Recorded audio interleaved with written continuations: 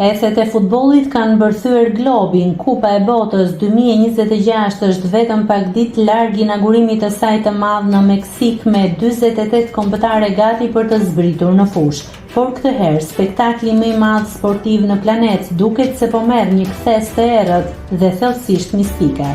Ndërsa tifozët bëjnë parashikimet e tyre për fituesin në rrjetet sociale dhe forumet e mistereve, janë përfshirë nga paniku dhe kureshtja për rishfaqjen e një prej profecive më rrëqetëse të historisë. Në qendër të kësaj stuhie mediatike qëndron Baba Vanga, Nostradamus i Ballkanit, mistikja e famshme bullgare, fjalët e së cilës kanë parashikuar disa nga ngjarjet më tronditëse të njerëzimit, i atribuohet një paralajmërim i qartë që përputhet me mënyrën më të frikshme në ditët e sotme.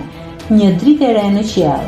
Sipas atyre që deshifrojnë vizionet e saj, Baba Vanga la pas një mesazh të koduar.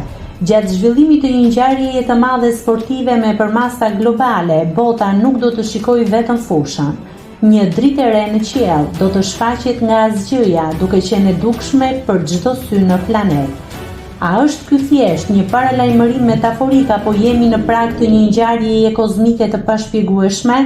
Në një kohë ku raportimet për objekte të paidentifikuara fluturuese, UFO dhe anomali hapësinore janë shtuar ndjeshëm, kjo profeci ka ndezur imagjinatën e miliona njerëzve.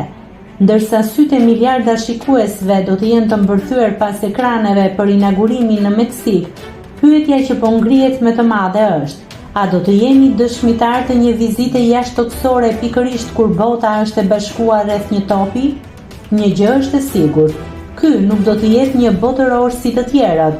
Gjatë netëve të nxehta të qershorit, sytë e tifozëve me siguri do të devijojnë her pas here nga stadiumet drejt yjeve, në pritje të asaj dritës misterioze që mund të ndryshojë gjithçka. Nëse klikoni mbi butonin subscribe, do t'ju shfaqen të gjitha publikimet tona. Ju ftoj t'i bëni subscribe kanalit, të pëlqeni videot dhe të lini komentin tuaj.